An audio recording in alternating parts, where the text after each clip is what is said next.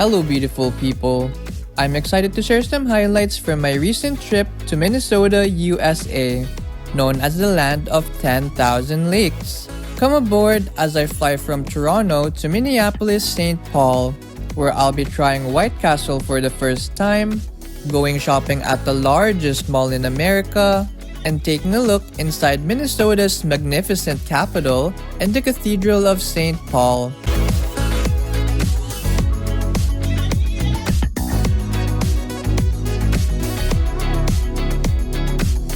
I arrived at Toronto Pearson International Airport 4 hours early for my flight to Minneapolis. After checking in and going through security, I looked around the airport while waiting for boarding time. The duty-free store had wine and alcoholic beverages, huge lollipops I've never seen before, and Lindt Dubai chocolate.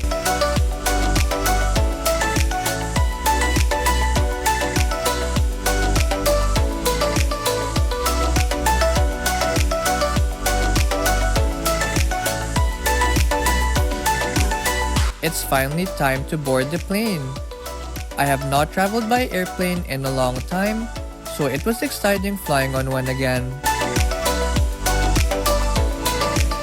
The direct flight from Toronto to Minneapolis takes about 2 hours and 20 minutes, with the plane traveling a distance of 1,090 kilometers.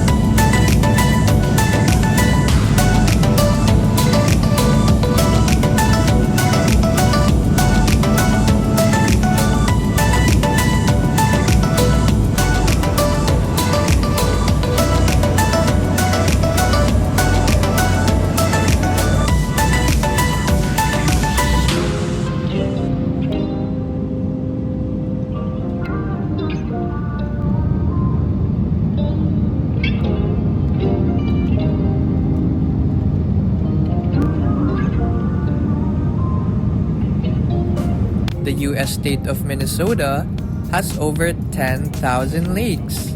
I could already see a few lakes from above as the plane began descending.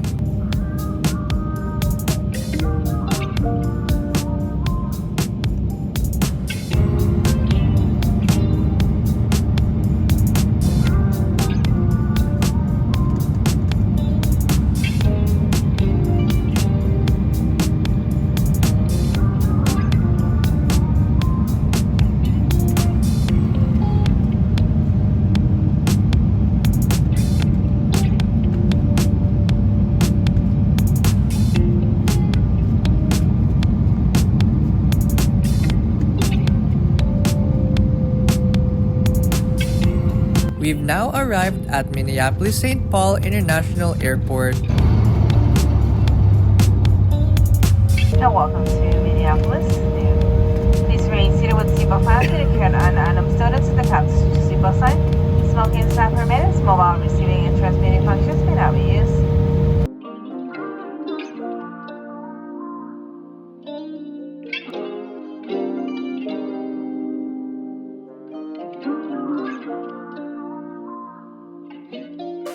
The next day, I went to White Castle. It was my first time going to one as we do not have this in Canada. White Castle currently has only about 345 locations across 13 states, mostly in the Midwest and the New York metropolitan area. We ordered original sliders with cheese, chicken rings, the new crispy chicken slider, the bacon cheese slider, cheese tater tots, and french fries. Now I'm going to take a bite of this original slider. I like how soft the entire slider is. I drank it just below regular cheeseburgers from most fast food restaurants. If you look behind the box the sliders come with, you'll find a different story on each one about those who crave White Castle sliders. I did like the chicken rings very much, and they go really well with the honey mustard sauce.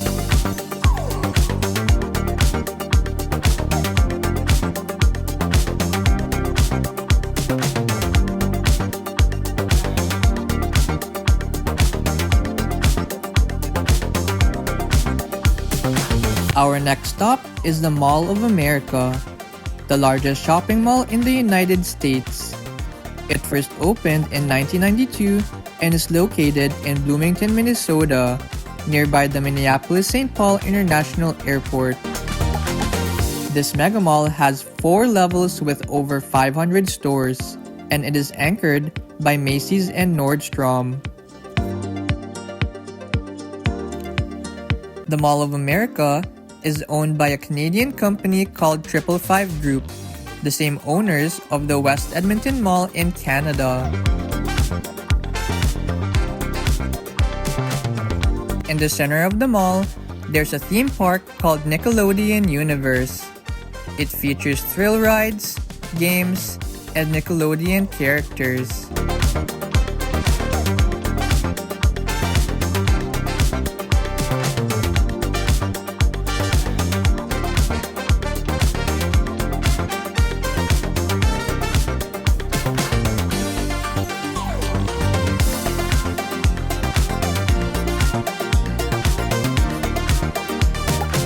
The theme park also has indoor rock climbing.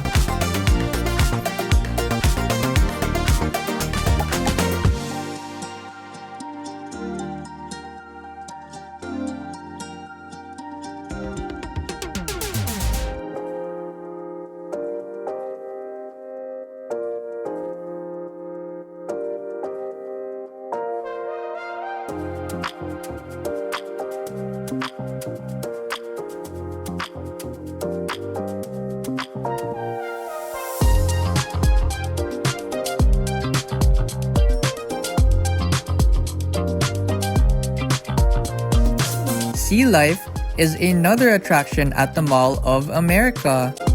It is Minnesota's largest aquarium with thousands of sea creatures and a 300 feet long underwater tunnel.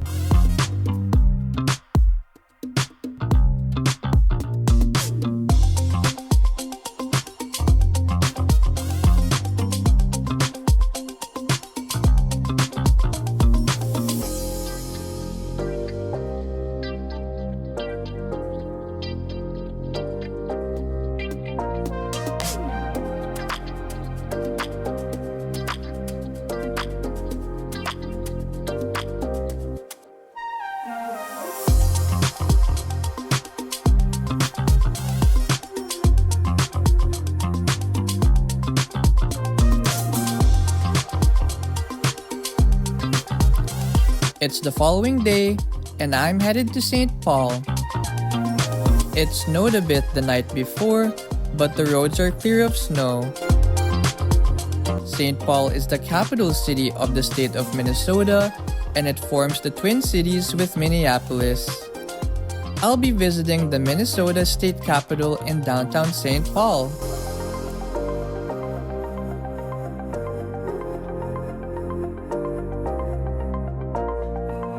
I can already see its grand structure from here.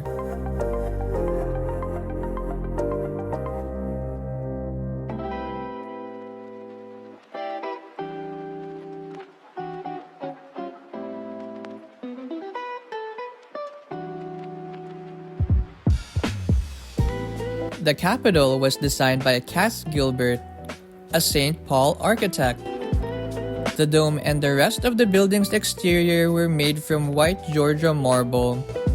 The Capitol's dome is actually the second largest self-supporting marble dome in the world.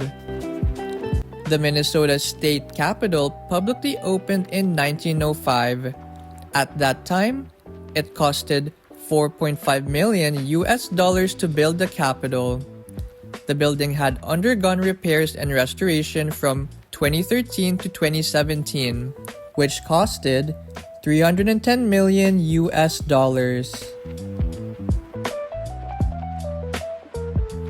Above the main entrance are gold-covered copper sculptures featuring a 4-horse chariot.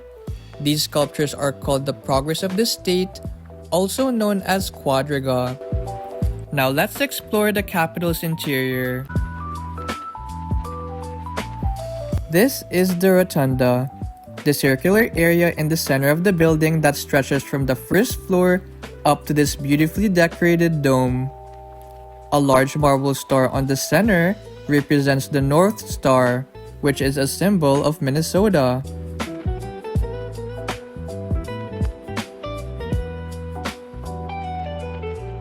Hanging from the middle of the dome is a glass-beaded chandelier with 92 light bulbs.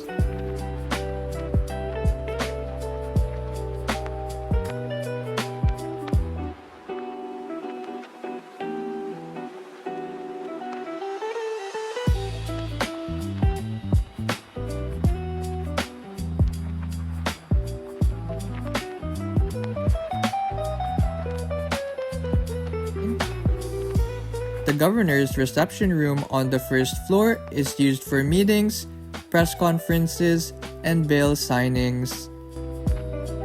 The room is adorned with white oak woodwork, gold-tinted metal leaf, and paintings of Minnesota's involvement in Civil War battles.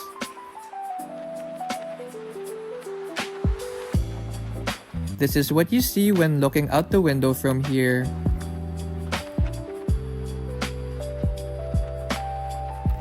Now we're on the second floor, which is the grand floor of the Capitol. Here, you'll find the chambers of the Senate, Supreme Court, and House of Representatives.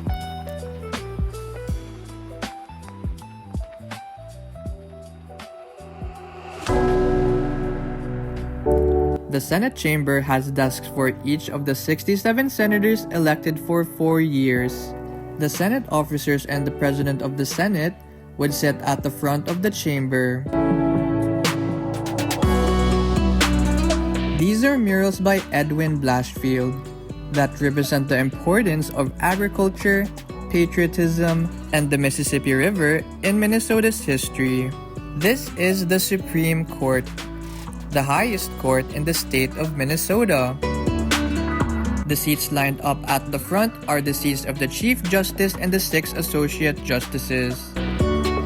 These large murals show concepts of the legal system from different eras and cultures.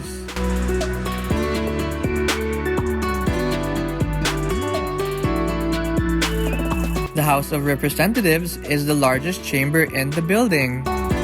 It's used for regular House sessions and joint sessions of the legislature.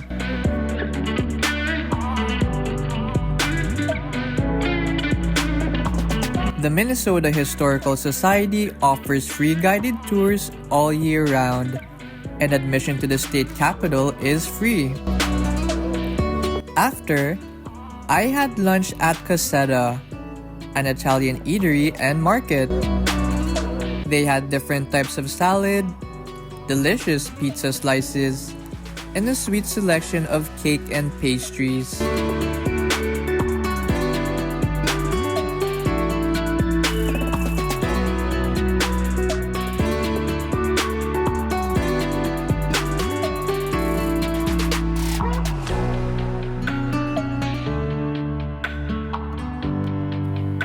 I'll now be going to the Cathedral of St. Paul, located at Summit and Selby Avenues. It is the third largest Roman Catholic cathedral in the United States. French architect Emmanuel Masqueret designed the cathedral in the Beaux Arts architectural style. The exterior was completed in late 1914 and is made from Minnesota's sourced Rockville granite, with the dome being made from copper. The first Mass in this cathedral was held on Palm Sunday in 1915, but the interior of the church had not yet been completed at that time. Magnus and Walsh, a Boston architecture firm, worked on the interior from 1923 to 1941.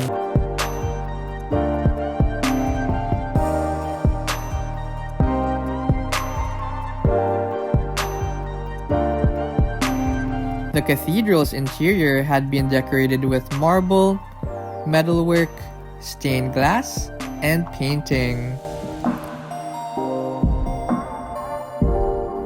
In 2009, the cathedral had been officially made the National Shrine of the Apostle Paul by the United States Conference of Catholic Bishops.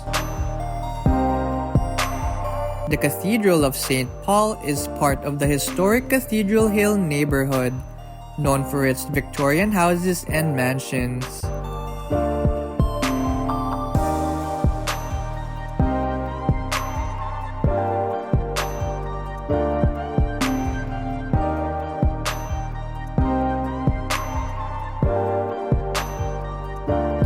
We're passing by the largest house in St. Paul, the James J. Hill House.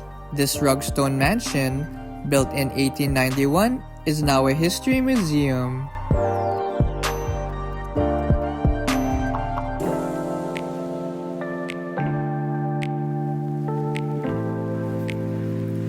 There's a Filipino and Asian grocery store named Phil Oriental Foods along University Avenue West.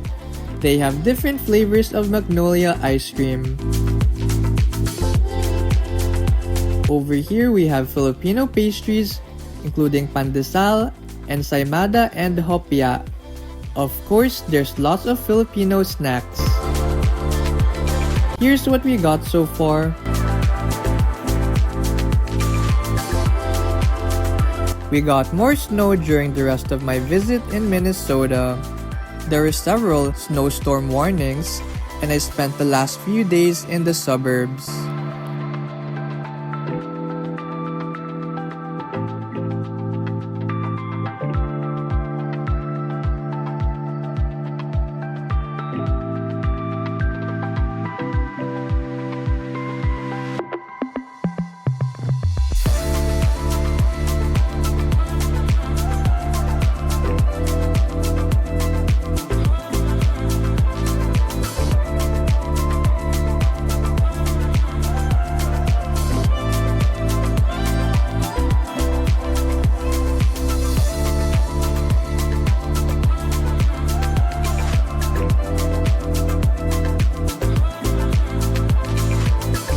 I'm back at the airport now and will be flying back home to Toronto.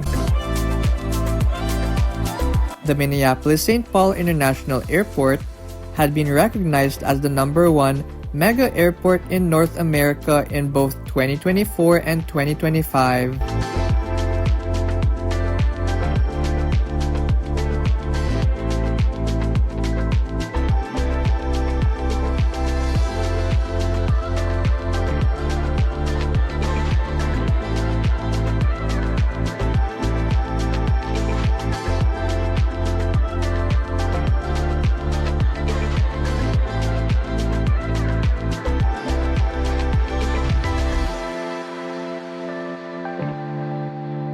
Here are some stuff I found at the airport's gift shops.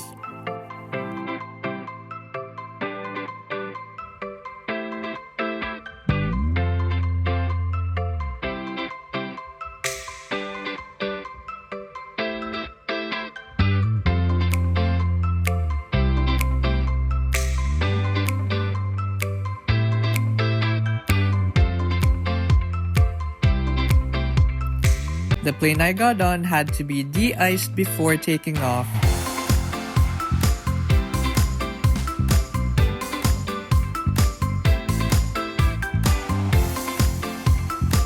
Thank you for watching my travel video. And don't forget to like and share. If you're new to my channel, feel free to subscribe and turn on your notifications for more videos like this. You can also follow me on Instagram and Facebook. Bye for now, and I'll see you on the next video.